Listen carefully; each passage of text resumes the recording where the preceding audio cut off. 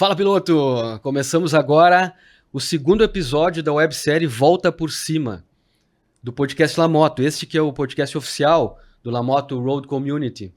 É um clube, uma comunidade de motociclismo digital.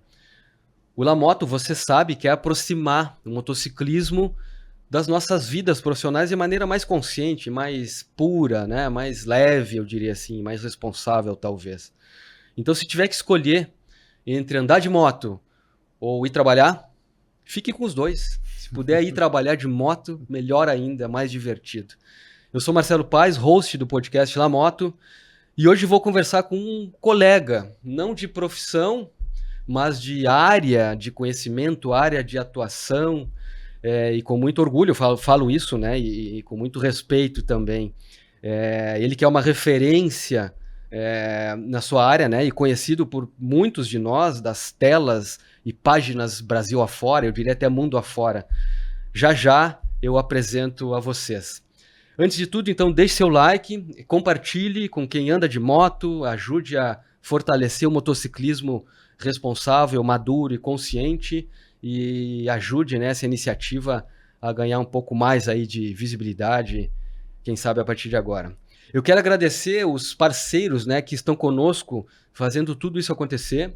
Um agradecimento especial à ProHub e à sua equipe de magos, né? Hoje tem outros magos aqui atrás das câmeras, eles que estão fazendo assim um trabalho sensacional e ajudando muitos negócios, muitas empresas, muitos profissionais a mostrarem mais o seu talento, dos seus produtos, das suas iniciativas, né? E um super obrigado ao nosso tão querido patrocinador, Alltrax, baús em alumínio robustos, tecnológicos e incomparáveis. Incomparáveis mesmo, né? Porque ganham o Brasil aí pelas estradas, vem cliente do Brasil inteiro adquirir, personalizar seus baús. Os baús Alltrax também já ganharam mais de 20 países, já estão em mais de 20 países, então vale a pena dar uma olhada, né? Venham aqui, acompanhem também no seu site, nas suas redes sociais, um produto sensacional. Obrigado, Papai do Céu, a minha família, né, que me proporciona isso também, o apoio nunca faltou e sou muito grato. Então agora ele, nosso convidado, Marcelo Reck, jornalista, presidente executivo da Associação Nacional de Jornais, né, aqui no Brasil, conselheiro de empresas igualmente conceituadas e motociclista. O Marcelo, meu xará, né, o dono de uma generosidade tremenda. Quando eu abordei ele no WhatsApp, né, sem nos conhecermos, né, Marcelo, ele disse assim, será um prazer colaborar com o mundo das motos. Marcelo Reck, é um prazerzaço estar falando aqui contigo, te recebendo aqui. Bem-vindo ao podcast LaMoto. Marcelo, meu xará, o prazer é todo meu realmente, né? E além de ser um prazer, eu acho que é um dever, né? Eu acho que eu tenho até pela experiência em duas rodas, um compromisso de colaborar com esse mundo para ser exercido, desfrutado com alegria, com felicidade, com prazer, ou minimizando os riscos, né, sem irresponsabilidades, né, ajudando a desmistificar o mundo das motos como uma coisa que é de gente maluca, arrojada, ousada, etc., né?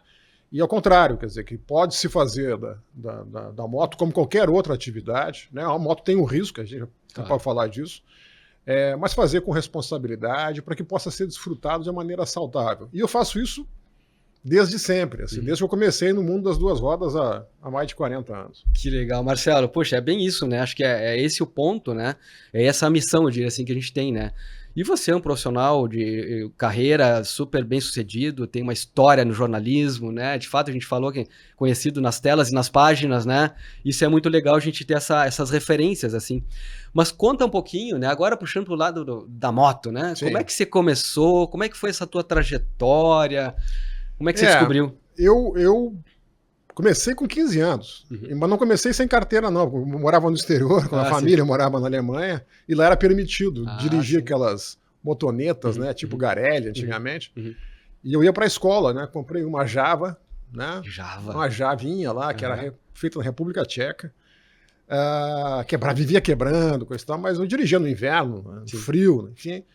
E quando eu fiz 18 anos, 19 anos, meu primeiro emprego foi na Rádio Gaúcha, como redator, ainda durante a faculdade. E com o primeiro salário eu dei entrada numa CG 125. Maravilha. Né, aos 19 anos. E aí fiquei vários anos com a CG, viajando com a CGzinha, né, para cima e para baixo, sonhando com os mais antigos vão lembrar, a ML ou a Turuna. Sim, sim. Sonhando fazer upgrade para uma Turuna um dia, né, que era mais potente. Né? E aí depois, com 22 anos, eu mudei de emprego, etc., consegui um salário melhor e fiz o meu sonho naquele momento, que era o sonho máximo que eu tinha, que era comprar uma CB 400. Nossa. Então eu fiquei com uma CB 400 por muito tempo, uma CBzinha prata, quase toda japonesa, linda, moto maravilhosa. Viajei bastante com ela aqui no Rio Grande do Sul, fui para o Rio, etc. Fiquei quase 10 anos com essa moto. Depois eu dei uma parada no mundo das motos, família, aquela coisa, filho pequeno. E voltei já cinquentão para frente, assim. Né? Voltei com uma GS 850, uma BMW, e vi que eu tinha me reencontrado. Né? Nunca deixei de andar aqui e ali. Eu mesmo, como repórter da Zero Hora, fui muito tempo repórter, editor-chefe da Zero Hora e depois da RBS, de várias funções jornalísticas. Como repórter, eu testava moto na Zero Hora. Então, assim, tinha um caderno sobre rodas. Sobre rodas. Né? E que era o único que andava de moto, era eu. Então, quando surgia um lançamento, pediam para eu fazer avaliação. Então, eu ia para São Paulo testava a Saara, 750, enfim. Testei muita moto e escrevia bastante sobre segurança em duas rodas. Tinha uma coisa interessante. Quando eu comprei a CG em 1980, a CG 125, na Gaúcha Cross, a afinada Gaúcha Cross, que vendeu para muita gente, eles davam de graça um curso de segurança em duas rodas durante 2 dias. Tá? Então eu fiz o curso, e aquele curso de segurança, com o instrutor de noite, você ia lá de noite, etc. Para mim, lá com 20 anos de idade, foi decisivo. Como fazer curva, como frear, como, né, se posicionar no trânsito, a direção defensiva. Né, que direção defensiva é estratégico para a nossa sobrevivência. Né? Se você antecipar o movimento que o cara da frente vai te cortar, ou que aquele carro que está para entrar pode entrar, né? Então, tudo isso foi muito importante. Eu passei a fazer, assim, além desse curso, fiz um autoaprendizado e passei a escrever também sobre segurança em duas rodas. Né? Nesse mesmo caderno sobre rodas, né? Sobre rodas, né? Sabe que eu fui conselheiro desse caderno? Como leitor, lá né? com o Gilberto Leal, nosso querido isso, editor lá, o isso, Gilbertinho. Isso. Que bacana. Legal. E aí, hoje eu estou numa GS, numa 1200, uma BMW, né, que era meu sonho de consumo depois. Né, e felizmente eu tenho essa alegria de poder sentar numa moto que eu sempre sonhei e sou muito feliz nela. Que legal, começou cedo então, né? Começou uma história diferente, porque começou fora do Brasil, diria assim, um outro contexto. Porque lá permitia, né, com 15 anos, pilotar moto até, enfim, 50 cilindradas. Aqui não permitia, mas nós pilotava igual, né? Era igual no Brasil. Sem capacete, aquela coisa toda. Mas é um início, né? Um aprendizado assim que... Mas e bacana assim isso, né? Mas e você consegue fazer, ou já conseguia daquele tempo, fazer alguma relação do motociclismo com a sua vida profissional? Não que isso seja uma coisa que a gente precise fazer, mas às vezes ele dá um match muito rápido, né? Você, por exemplo, ia trabalhar de moto ou não, fazia questão? Além da questão logística, né? Eu fazia tudo de moto. Sim. Tudo. Né? Sobretudo com as motos menores, né? Com uma GS, com uma BMW no trânsito, não. Eu não vou trabalhar de moto, me desloco de moto no dia a dia, no trânsito em Porto Alegre, por exemplo, porque é uma moto pesada, é uma moto que não é uma moto ágil, embora seja gostoso também fazer um pouco, mas ficar no engarrafamento, num congestionamento com uma moto pesada, não é exatamente a coisa mais prazerosa. Então, mas com a CG, não. Com a CG e com outras eu andava com a CB 400 também. Sempre. Era o meu meio de transporte, não tinha nem carro. Né? E depois tinha carro, mas usava moto, né? Porque era muito mais fácil. Então, esse aspecto, sim. Mas eu acho que o grande aprendizado é que a moto, ela é mais ou menos assim como, vou dizer assim, o tênis. Eu digo tênis, para quem sabe jogou tênis ou joga tênis, sabe que o tênis é basicamente um esporte de autocontrole.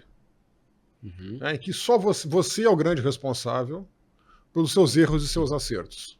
Geralmente não é o outro que ganha, é você que perde. Né? E na moto é a mesma coisa, e a vida profissional também. Então, a analogia que eu faço é essa, quer dizer, um erro numa moto, você pode até errar, a gente até erra, né?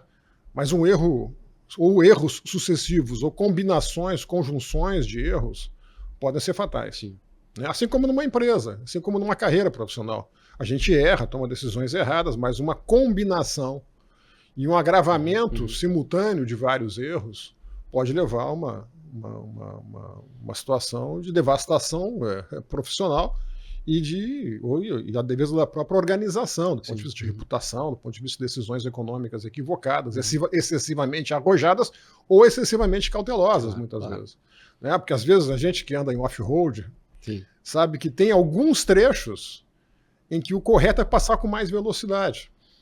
Não freia, acelera. Acelera. Então, ou numa velocidade adequada. Não é passar quase parado. A 3 por hora. Você está um trecho com pedra, por exemplo, a gente sabe que você precisa passar um pouco mais acelerado para ter mais estabilidade.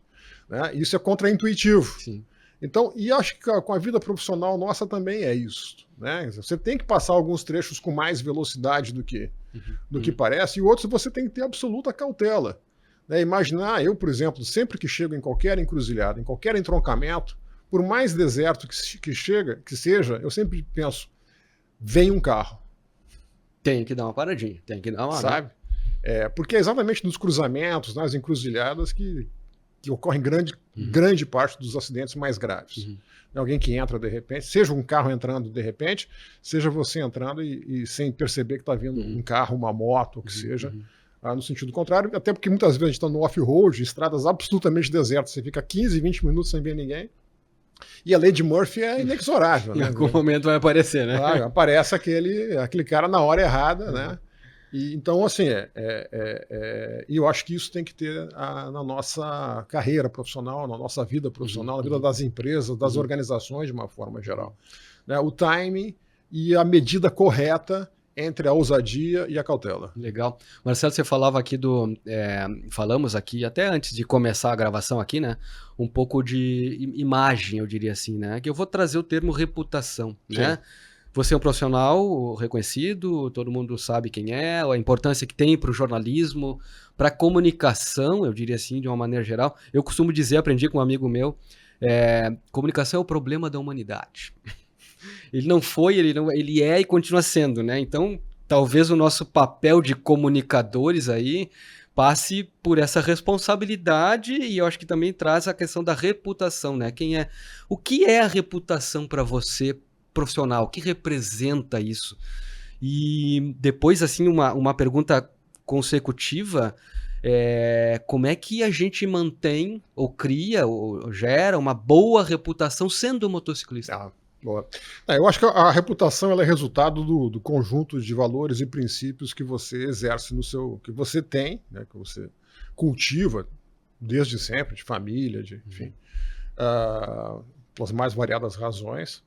E como é que você expressa esses valores e princípios na coerência do dia a dia.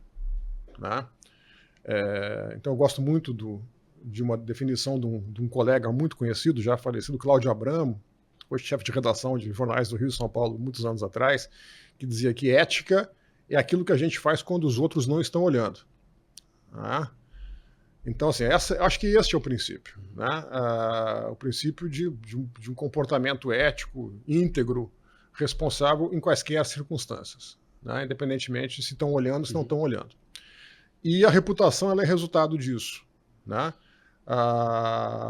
Como é que eu administro também essa minha imagem, né? A imagem da minha organização, a imagem da minha atividade, a imagem pessoal, enfim. Né? No caso do motociclismo, e a reputação, às vezes, ela sofre um fenômeno chamado, pode dizer, da generalização ou do que é estereotipado. Né? O que é generalização? Alguém, vou dar um exemplo aqui, um jornalista, tá? Falar a minha categoria. Um jornalista comete um erro crasso ou comete um delito ético, por exemplo, que acontece. Né? E aquilo tem uma repercussão bastante negativa e aí joga um manto de má imagem, de uma imagem negativa sobre toda uma categoria, sobre todos os jornalistas. Né? Como acontece, pode acontecer com um juiz, com um médico, com um publicitário, com todo mundo, né? Com um empresário, enfim. Né? E a tendência das pessoas que não conhecem a outra situação é generalizar. É achar que todos são assim, né? Ou que todos se comportam assim, ou que este é o padrão. Porque estereotipização é uma economia de pensamento. Eu não preciso de grande reflexão, não preciso me enfronhar em outro assunto, basta ter uma percepção superficial e genérica sobre outra atividade. E no motociclismo, isso acontece. Então, quem conhece moto sabe que existem várias tribos. Sim. Né? Mesmo dentro das tribos, não se dá para estereotipar nem generalizar, mas existem atitudes e comportamentos e culturas, né, muitas legítimas, né, naqueles que são adeptos da Big Trail, o off-road, aqueles que são da Enduro, aqueles que são do Trail, aqueles que são da Customs, aqueles que são da Esportiva. Né? Então, cada um tem quase que uma cultura própria, né? E não pode se generalizar essa cultura. E também existem, sem dúvida, né, eu diria até fora do mundo do motociclismo, dos grupos, sim, enfim, um pouco mais, até mais responsáveis, ou que fazem da moto realmente um prazer, pessoas irresponsáveis. Eu vejo isso. Todos nós que andamos nas estradas vemos companheiros de moto cometendo barbaridades. Né? E eu sei, às vezes, desde que o tempo eu escrevia sobre segurança em 2 rodas, olhava o comportamento e ainda vejo, assim, e penso, essa pessoa vai morrer. Infelizmente, eu penso assim, sabe? Assim, olho, assim, esse sujeito está afadado a ser mais uma estatística de trânsito. Né? Porque está tendo comportamento, até da maneira que ele senta na moto. A gente percebe. A postura, sabe? Como ele costura no trânsito, enlouquecido, zigue-zagueando no trânsito. Alguém abre uma porta ali, sabe? Esse cara vai cair no chão, vai levar vai bater, vai cair, vai rolar, pode morrer, enfim, pode ficar paralítico, etc. Então, existem razões objetivas para que haja uma má percepção sobre motociclistas de uma forma geral, mas por exceções, por esses irresponsáveis que não são digamos, a essência daquela atividade, daquele hobby, daquele prazer que nós né, fazemos. Eu sou um senhor de 64 anos, cabelo branco, né, com filho, e eu ando entre esse, né, arrojado e cauteloso, mas sempre dentro do espectro da responsabilidade. Sim. É verdade, né? E essas pessoas aí muitas vezes não se dão conta que não só elas estão no risco, elas estão levando ao risco outros tantos que estão pela rua, que estão pela calçada, enfim, né? Mamãe, não sou motoqueiro, mamãe. A gente quer cuidar de fato para se divertir com isso, mas com todo o cuidado que exige, que merece, segurança né? em primeiro lugar. Eu acho e claro que tem aquela linha que é da adrenalina. Você acelerar uma moto te traz um prazer, te traz uma coisa, arrepia e tal. Mas que seja feito em segurança, Exato. Com todo equipamento de segurança, que a moto em perfeita condição de segurança, que a estrada esteja no lugar certo, no momento haja risco, entendeu? Que os riscos sejam completamente minimizados no local certo. E isso vale para o off-road também, vale para tudo, né? Então, mas assim, em primeiro lugar, a segurança. Né? Então, todos os grupos que eu participo, a gente coloca isso claramente entre nós. Assim, segurança vem em primeiro lugar. Né? Ninguém quer voltar com o braço quebrado, ou com um pescoço fraturado, ou com ferimento. Né? Felizmente, a gente sempre volta bastante sujo, empoeirado, né? Com barro, doído, dolorido, mas aliviado, né? Mas com a cabeça bem leve, assim, com o espírito bem leve. Inteiro, né? Agora, esses dias estava um corretor, amigo meu de seguro, né? Me oferecendo, olha aqui, tem uns seguros para osso quebrado. Eu, caramba! E aí eu brinco com a minha mãe, né? Mãe, eu nunca quebrei um osso. Minha mãezinha que tem 81, nunca quebrei um osso, nem o dedinho, nem nada. Minha esposa também, tu quer quebrar o osso? Não quero, mas parece que falta alguma coisa pra gente dizer, mostrar uma marca, mas claro que isso tudo é brincadeira, né? Eu me lembro de um caso, de um alpinista que eu entrevistei uma vez, eu convivi com ele numa viagem na Antártida, e ele, conversando, assim, nem era entrevista, era uma conversa entre pessoas que estavam na mesma expedição, né? E ele me contou que, enfim, que ele chegou muito perto, foi o primeiro brasileiro a chegar muito perto do cume do Everest. Tá? Era Tomás Brandolin o nome dele. Ninguém lembra, porque ele não foi o primeiro. Não foi o primeiro. Ele chegou a 300 metros do cume do Everest. E assim, eu desisti porque eu ia perder um dedo. Ou algum colega de equipe ia perder o dedo, enfim, pelo congelamento. E ele me disse algo muito relevante: nenhum cume de montanha vale um dedo. O cara apaixonado pelo alpinismo, mas não vai colocar um dedo, uma mão, um pé, uma vida em risco, sabe? Ou para atingir o cume da montanha. Então eu acho que isso é uma lição. Bom. Né? Não vale um braço quebrado, não vale uma perna quebrada, né? Ou uma coisa mais séria ainda, um arrojo, uma insegurança, um risco desnecessário. Sim. Embora aconteçam situações que alguém pode aqui e ali, enfim, se machucar, cair. A queda, aliás, a gente sabe que o tombo, né, o comprar terreno no nosso jargão aí é parte da vida, né? Sobretudo no off-road. Por isso que seguimos andando, né? Porque andando a moto está equilibrada, está balanceada. Ela quer ficar em pé, a gente sabe, ela quer ficar em pé, a gente que derruba ela. Isso aí. Marcelo, você faz viagens também, né? Você anda bastante, eu digo longa distância, não é só trânsito, não é só dentro da cidade, né? O que você tem aí de lembrança, sei lá, da primeira viagem mais legal? Ou... Eu gostaria de fazer viagens maiores até, mas por questões familiares de tempo não tenho feito. Eu faço geralmente viagens de tiro curto. Sim.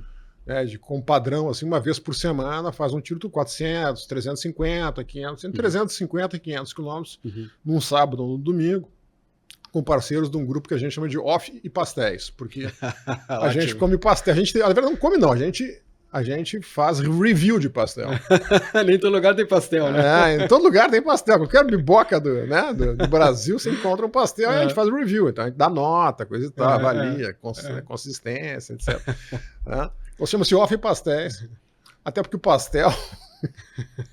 pastel não enche demais o estômago, para você poder continuar, né, de tarde ainda, né, senão vai comer feijão, arroz, carne. Não consegue voltar para casa, né? O cara não vai fazer um off-road depois, então ali um refrigerante, uma água, um pastel, ou 2 no limite, e segue a vida, né, em cima da moto.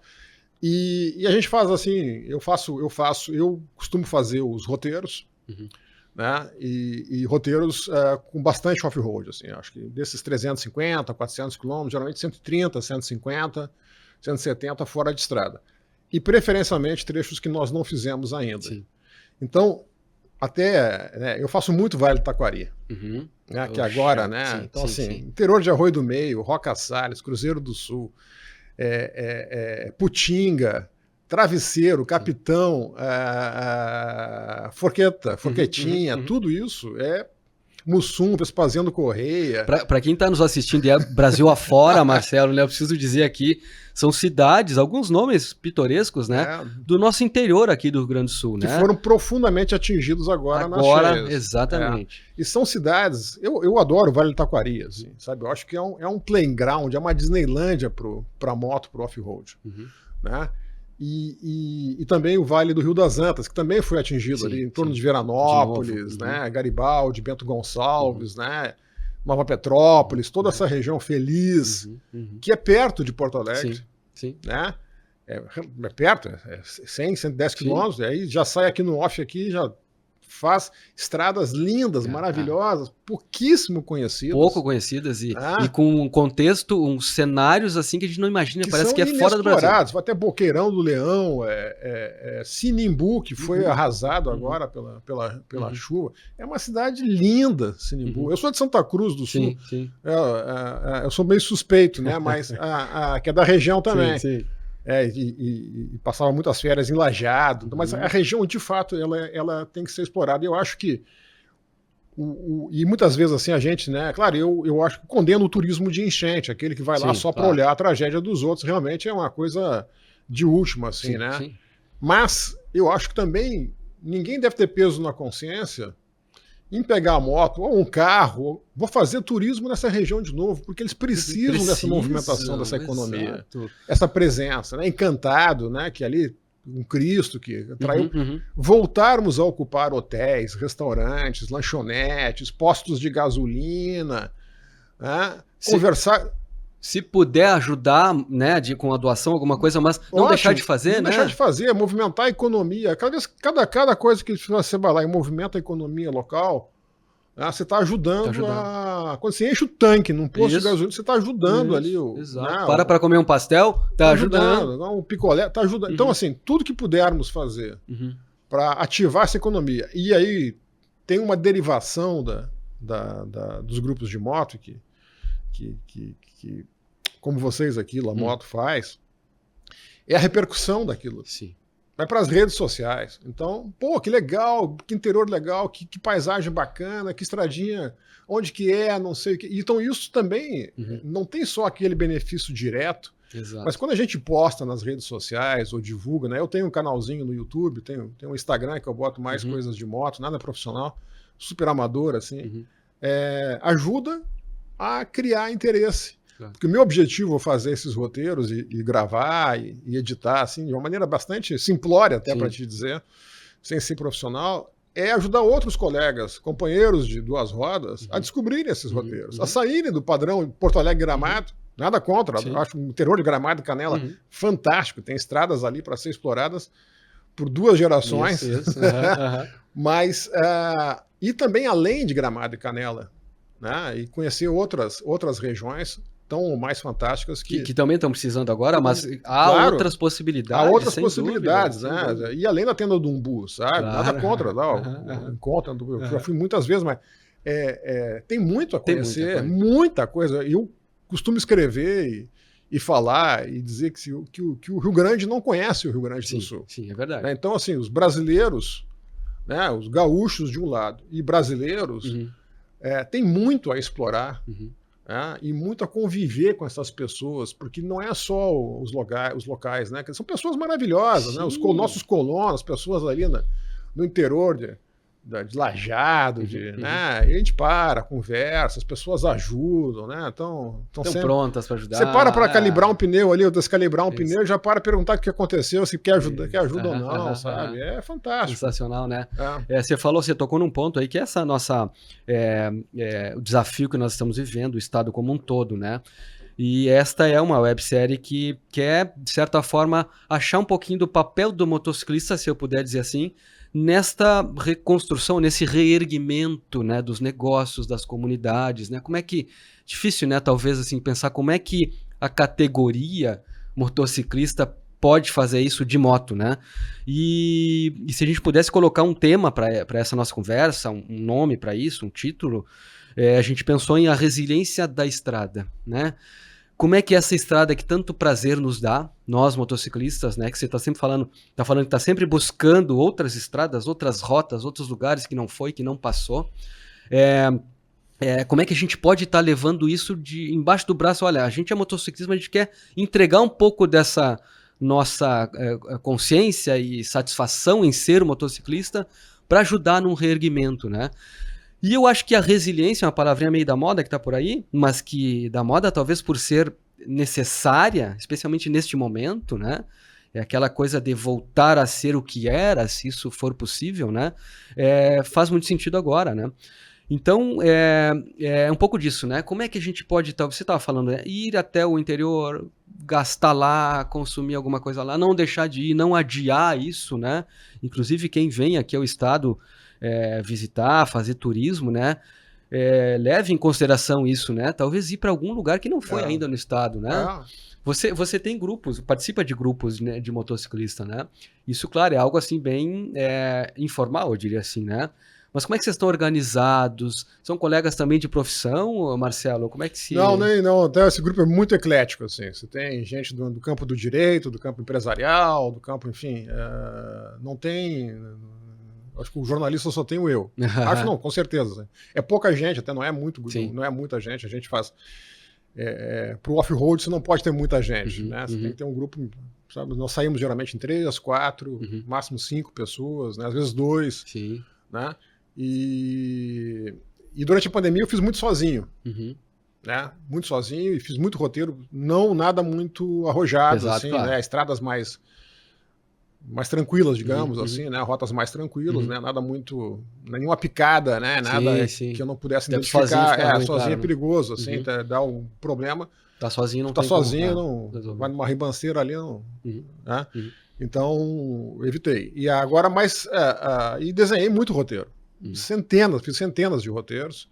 E tenho feito esses roteiros, eu uso um aplicativo, que é um aplicativo tcheco, eu gosto muito, que é o Mapi. Mapi, M-A-P-Y, né, que eu tenho essa dica para todo mundo, né, não tem nada a ver com. Mas é que ele permite realmente uma visualização. Primeiro, você baixa o mapa do estado ou do país, enfim, e permite uma visualização das rotas em off com muita vivacidade. Assim, é muito fácil de enxergar ela na frente ali e de montar esse roteiro. Você monta o roteiro no computador, numa tela maior, por exemplo, com quantos waypoints, com quantos pontos você quer passar, indefinidos, e depois isso fica em qualquer device. Né? Então você leva e compartilha com os colegas. Então todos nós compartilhamos, eu compartilho com todo mundo. Sim. Se por acaso alguém se perde, coisa e tal, vamos nos encontrar lá no ponto 8, sei o que, isso todo mundo tem ali a rota também. Mas, então, esses mapas, eu procuro fazer roteiros em locais pouco conhecidos, pouco explorados, na verdade. Sim. Né? E aí a gente vai divulgando isso também depois. Né? Quer dizer, o meu objetivo do meu canalzinho do YouTube é exatamente de divulgar para os parceiros de moto, né? Dos grupos ali um pouco maiores, que, olha, existem coisas bacanas para serem feitas. Né? Eu fiz uma rota com mais 5 parceiros ano passado, em outubro, novembro, que foi a volta ao Rio Grande. Chamei de a grande volta ao Rio Grande. Saímos daqui e fizemos um contorno, ou quase um contorno do Rio Grande do Sul, indo para Minas do Camaquã, né, Cristal, Minas do Camaquã, interior de Caçapava do Sul, Bagé, linha de fronteira de Bagé. Aí depois uma Livramento ali Terra Santa? Não, eu acho que Terra Santa. No Livramento é Terra Santa, porque eu nasci lá, entendeu? Eu nasci lá, então é Terra Santa. Você conhece o Cati?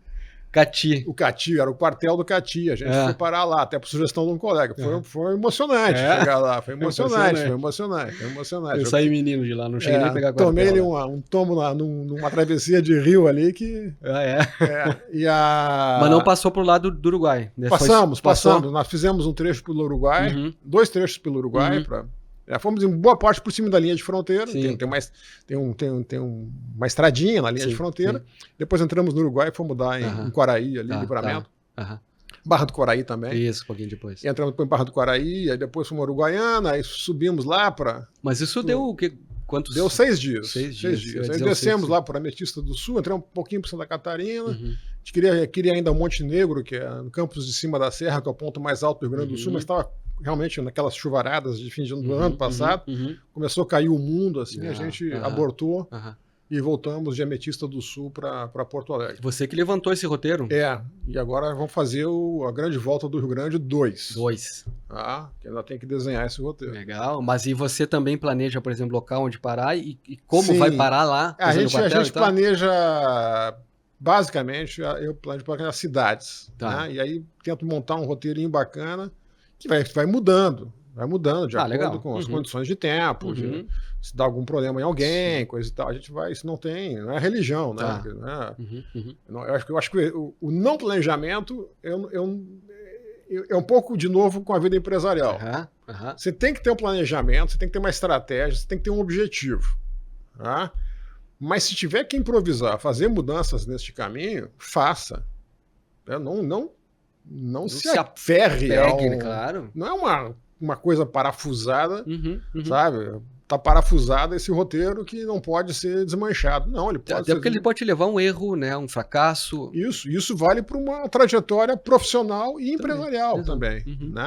A empresa tem que ter essa flexibilidade, senão também imagina, você faz um planejamento de 5 anos e entra uma inteligência artificial nesse meio e eu não estou preparado para lidar com isso. Né? Então, é a mesma coisa no roteiro de moto. Então, e lidar com o imprevisto. Né? Eu fiz uma vez com um parceiro um roteiro para o Bacupari, e aqui também vai do erro, né? Porque eu fiz com o André Vargas lá o curso da Master Trail lá, que eu recomendo que todo mundo faça, cursos de segurança sérios. Né? Eu fiz cursos de off-road, que é muito bom para todos nós. Né? E uma das coisas que o André ensina muito e todos os profissionais nesse campo respeitados e prestigiados dizem não entre em cursos de água sem conhecer a profundidade. Meça antes, né? E aí eu fui para Bacupari ali nas lagoas do sul do estado, em direção a Mostarda, Tavares ali, e tinha chovido bastante. Aí na primeira lagoazinha medi, passei ali no calcanhar, tranquilo, na segunda, na terceira, na quarta, eu disse, pô, é tudo igual, né? Não medi? Não era igual. Puxa vida. Não era igual, eu afundei com a moto, né, com uma BMW 1200, mas assim, afundar de não ter, eu não achava o pé para botar no fundo. E era areia movediça. A moto não só afundou, como ela mergulhou na areia movediça. Tá? Ela ficou com um espelhinho do lado de fora. Meu Deus. Ela afundou inteira. Ela não está vendo, não estou aqui. Ela não quer comprar essa moto. Mas acontece o seguinte, e aí foi um lugar deserto, a quase 10 quilômetros da civilização mais próxima, no meio de dunas, uma região, para quem não conhece, no Rio Grande do Sul, totalmente desértica. E aí o meu parceiro lá, com uma GS, uma 1250, a gente conseguiu puxar ela um pedaço para fora. Né, para ter uma ideia, eu tive que mergulhar, né, eu desisti de tentar salvar porque eu tive que sair nadando. Sim. Né, e mergulhar para resgatar meu celular.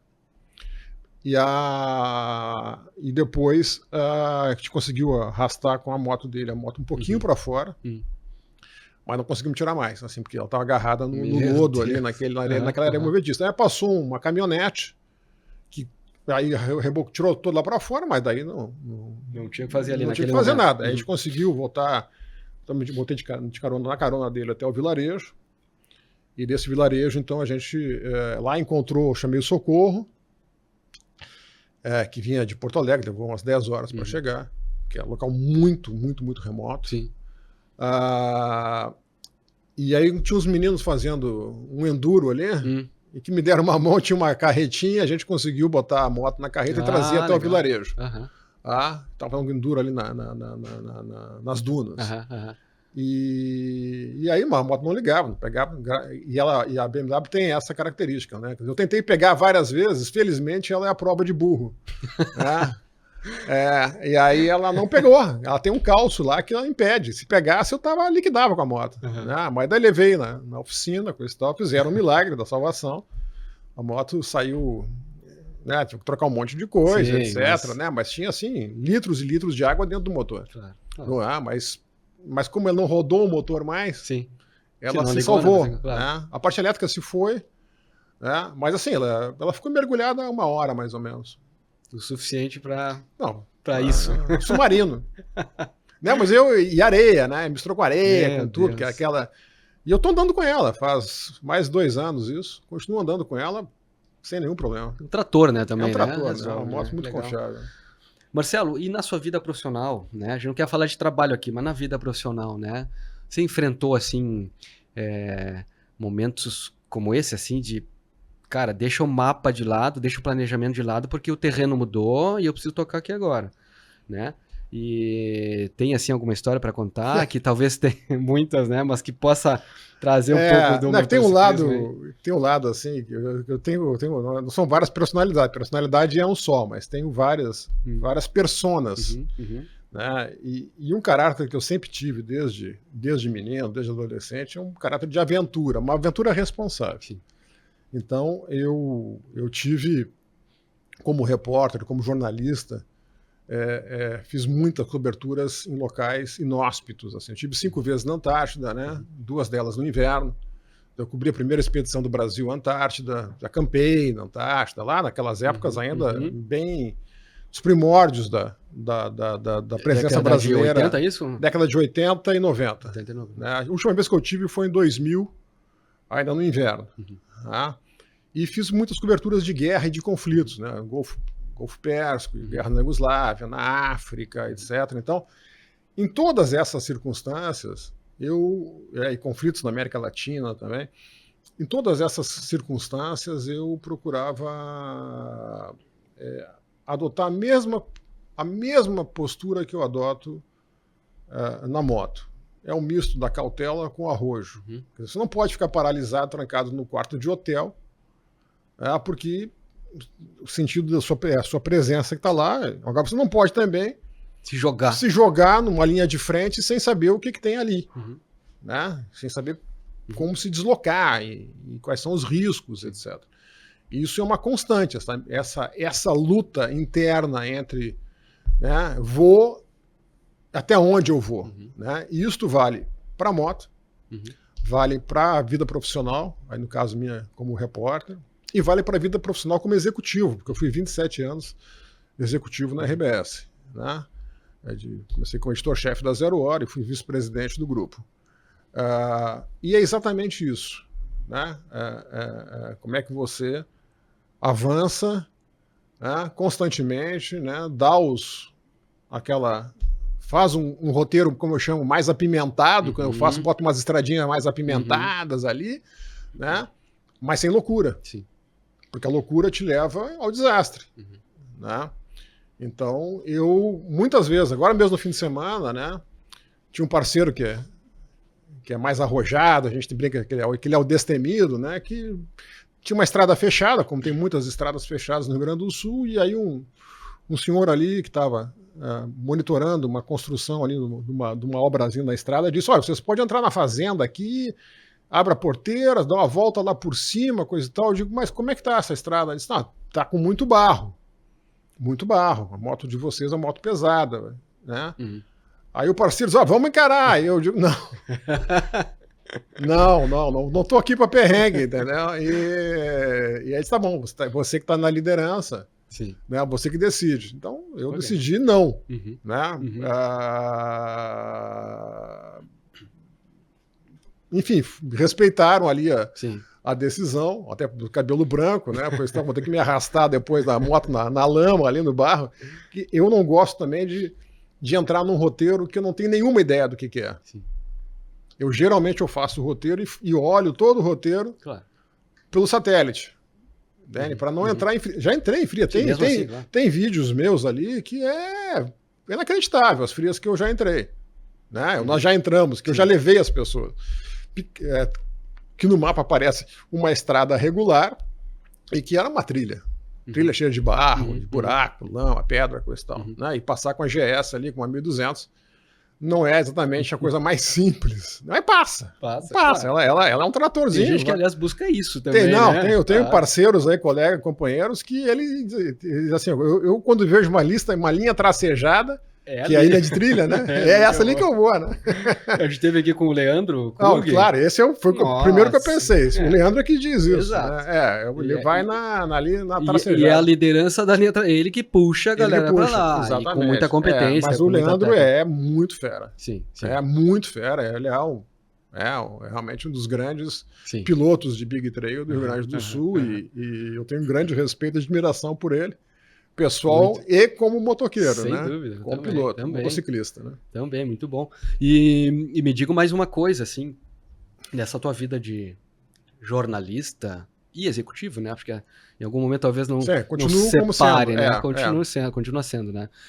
Você também é conselheiro, né? Tem essa atividade de conselhos, de participar de conselhos. Como é que é a sua... Você falava de liderar o grupo, né? Eu que levei eles e eu decidi não ir, né? De moto, né? Num conselho, né, num board, né, a sua liderança, vamos dizer assim, ela é diferente disso, né? Como é que é isso, né? Eu digo porque eu também tenho algumas participações aí em conselho e a gente sabe que é diferente. Você tem que ser diferente muitas vezes, né? No motociclismo você pode ser o arrojado, você pode ser o talvez mais cauteloso, você tem aquele que teve experiência da pista, que competia, ou de maneira amadora ou não, mas que competia, tem uma técnica apurada, mas ele hoje não é, na rua, na estrada, mais um competidor, né? Onde é que está a experiência ou a maturidade nessa trajetória toda de motociclismo? É bem interessante isso, Marcelo, porque como chefe de redação, e essa foi a minha função principal como executivo, foi liderar redações por muito tempo, e redações são ambientes muito complexos, porque exige tomada de decisões muito rápidas e constantes sobre coisas que você não tem completo domínio. pela dinâmica, né, e questões de natureza ética, sensível, que afeta diretamente a vida de pessoas, de comunidades, enfim. Então, muitas vezes eu tomava uma decisão de não fazer, de não divulgar, de não publicar, até que ficasse mais claro. Até que nós tivéssemos absoluta certeza de que era assim mesmo. Né? Então, isso é uma coisa que acontece dentro das melhores redações. Quer dizer, você tem os advogados do diabo, alguém que vai lá e que a gente chama de espanca a matéria.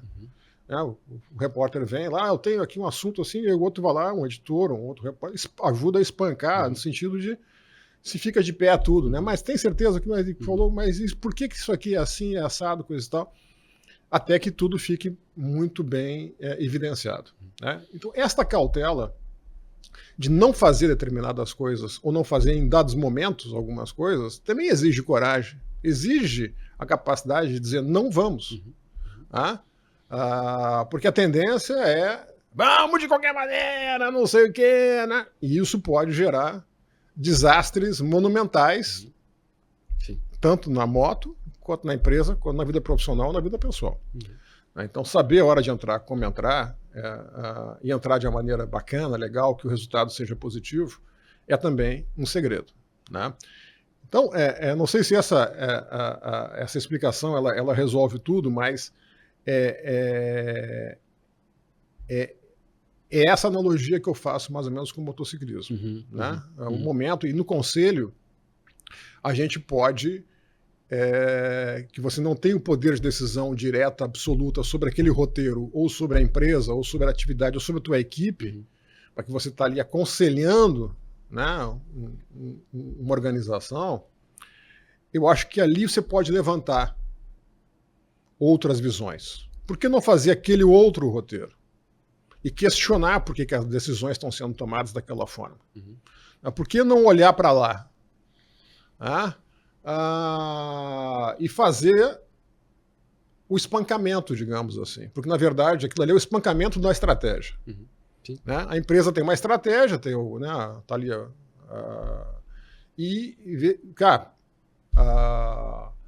da mesma forma que a gente espanca a matéria para ela ficar de pé, como chama no jargão, espanca a estratégia da empresa. Essa é a função do conselheiro, eu acho, sabe? De provocar, né, e fazer pensar... ou dar argumentos consistentes, convincentes para não fazer. Não, nosso aqui está fora do nosso âmbito, não sei o que, não vamos fazer. Né? Ou não está no nosso horizonte, E essa discussão entre os conselheiros, ela é muito rica. Né? Eu sou um advogado assim, de que todas as empresas, na medida do possível, devem ter conselhos, e com conselheiros independentes. De fora, né? De fora, né? Que tenham a tranquilidade para expor as manifestações e críticas e visões, para espancar, digamos, a estratégia e a condução, sem que aquilo ali signifique que você está querendo criar uma situação desconfortável. Se o cara contra ou não, né? Não, é em favor da empresa. Ou seja, sempre que eu tinha um editor ou um repórter, quem quer que seja, contestando a minha decisão, que é uma decisão de chefe de redação, eu agradecia. E você não está sozinho o tempo todo, né? Sabe? Tá, esse está me ajudando. Está me ajudando a não cometer um erro. A olhar de outra forma. Né? Aquele que te deixa aí, não, fica quieto lá, assustado no canto, aquele ali é um perigo. O conselheiro, portanto, ele não deve deixar a empresa cometer erros, né? Deve nos alertar ou fazer que aí venham à tona os argumentos, as evidências para que a empresa continue naquela toada, etc. Sim, perfeito, muito bem. A gente está indo para o final, Marcelo, uma pena, né? Porque a gente também não quer... A gente quer fazer render, mas a gente quer dar outras oportunidades. Quem sabe você volta aqui numa outra ocasião e a gente continua esse papo. Mas uma pergunta que eu também aprendi a fazer, eu diria assim, né? O motociclismo te escolheu ou você que escolheu o motociclismo? É engraçado, né? Não tem ninguém na família motociclista, né? Então não posso dizer que fui... contaminado aí? Por uma genética, né? Não, ninguém. Ao contrário, né? Meu pai e a mãe sempre acenderam muitas velas e tudo, né? Continuam acendendo, né? Tu vai andar sábado, minha mãe tá com 80 anos. Tu vai sábado, assim, boa. e ficam aliviados quando voltam. E é compreensível, né? Eu acho mas eu acho que eu escolhi. Né? Eu acho que eu escolhi e por essa...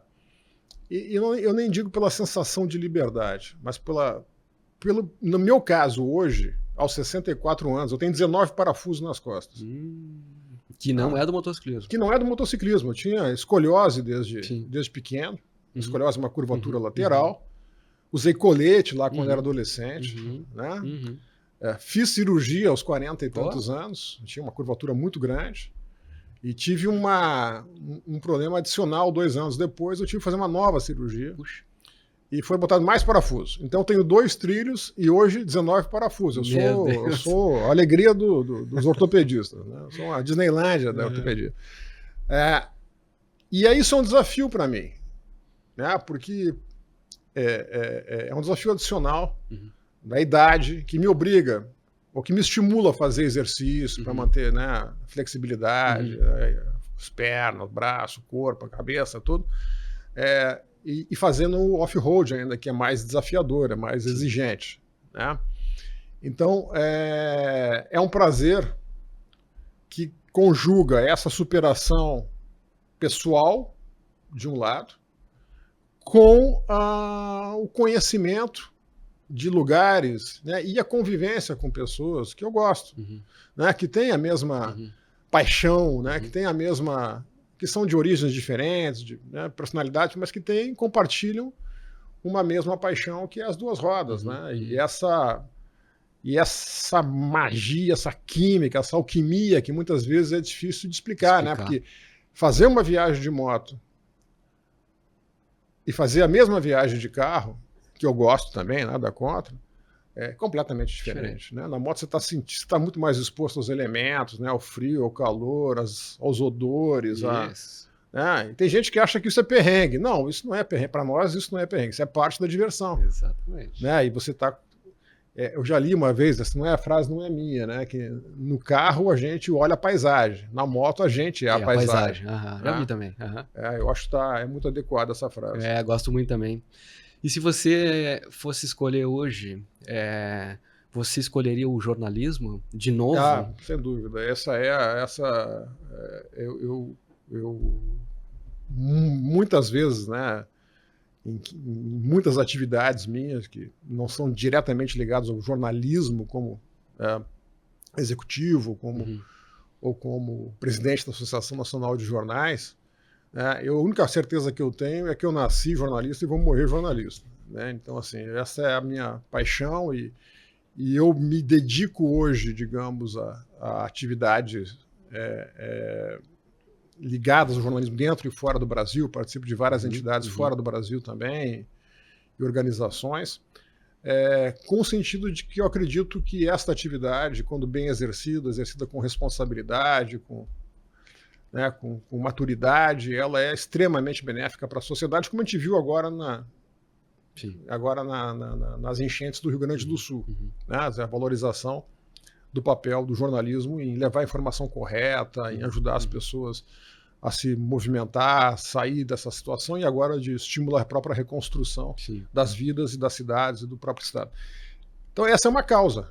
É uma causa que eu acredito, né? E que eu compartilho também com uma comunidade enorme de outros colegas jornalistas que têm a mesma causa, que estão nisso por acreditar que podem fazer um mundo melhor. Legal, legal. Tem outros colegas jornalistas que são motociclistas também? Tem bastante. Não, hoje tem, né? Eu não tenho aqui no mundo das Big Trail aqui. Por perto aqui? Por perto não. Mas tem muita gente. Mas fora do Rio Grande do Sul, vários colegas.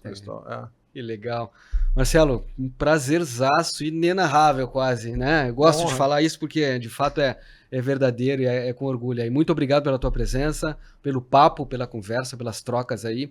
E eu deixo o convite aberto, né? Não tem janela, tem que ser agora, não. Aberto para a gente fazer uma outra conversa. Um prazer. E vai ser sempre muito gostoso. Com muita honra. Muito obrigado. Gente, curtam as nossas redes sociais, compartilhem, ajudem, dá o likezinho lá, né? Toca o sininho onde tem que tocar lá. E faço aqui de novo um agradecimento aos nossos parceiros e patrocinadores. Estúdio ProHub, que faz tudo isso acontecer. E All Tracks, baús em alumínio, tecnológicos, robustos e incomparáveis. Obrigado, a gente se vê na próxima. Tchau.